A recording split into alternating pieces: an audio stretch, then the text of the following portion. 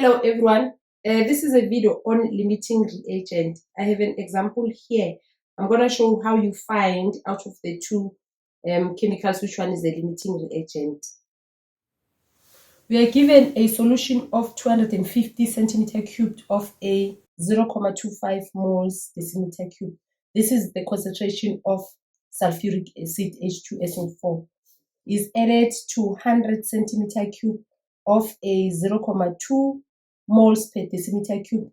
This is the concentration of sodium hydroxide solution. And the question is, find the limiting reagent. So the first step, you calculate the number of moles of sulfuric acid, and then you use the formula. Because they've given us concentration is number of moles per volume. The concentration as 0.25 is equals to number of moles is what we're looking for. And the volume is 25 centimeter cube. So you must start by saying 25 divided by 1000. Remember, it must be in decimeter cubes, not in centimeter cubes. So it will be 0.025 decimeter cube. So the volume that we're going to use, you're not going to use the centimeter cube one. You can use this one, 0.025. And then the number of moles of H2SO4, which is sulfuric acid, is 0.0625 moles. Right? The second step, you calculate the number of moles of sodium hydroxide. So, but also with sodium hydroxide, you had 100 centimeter cube. You need to divide that by 1000. You don't have to show this. Then it will be 0.1 decimeter cube. And then concentration is equal to number of moles per volume. And then our concentration for sodium hydroxide was 0.2. It's equal to number of moles 0.1. Then when you cross multiply, you find that the number of moles for sodium hydroxide is 0.02 moles. Right, the next part, you need to write a balanced solution of H2SO4 reacting with sodium hydroxide. When an acid and a base react, they form salt and water. And then this hydrogen will attach itself to the OH to form water. So our salt will be sodium sulfate. But sulfate has a charge of -2. Sodium is in group 1, has a charge of 1. So you need 2 sodium to react with sulfate and water. This is the salt that will be formed. This is the salt. The sodium sulfate is the salt that is formed, and this is water. Very important, you have to balance your equation.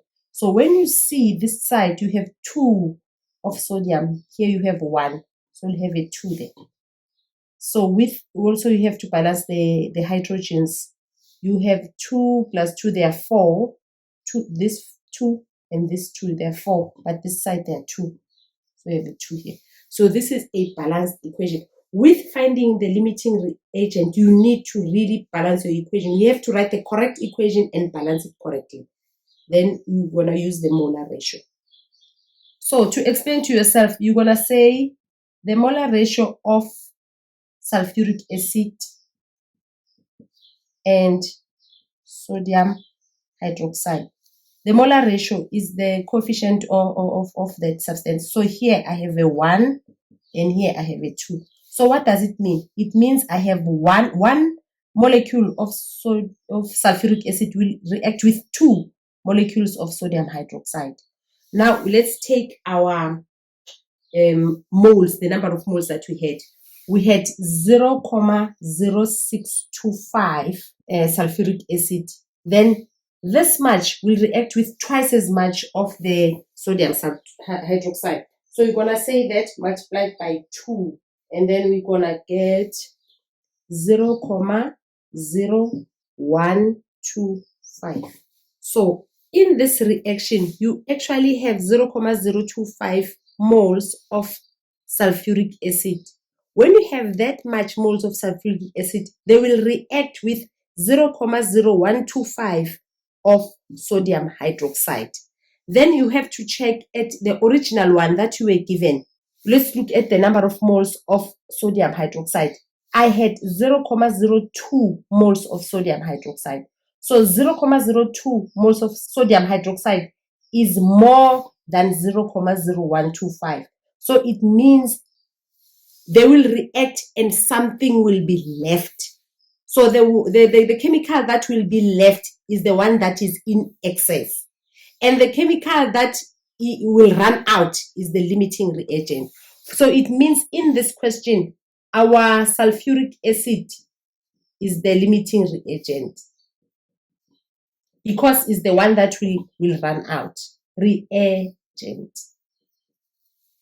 So now, as we said, the sulfuric acid is the limiting reagent. It means when the reaction is happening, all the sulfuric acid will form the salt and water, but not all the sodium hydroxide. I will still have some sodium hydroxide left. I had too much of it. So how much will it be left? It will be 0.025, the original one that I started with, minus this amount. This is how much it will react, 0.0125. They did not ask us this question in this question. I'm just showing you in case you have to use how much is left. So you're going to subtract the total amount that you have and the one that has reacted.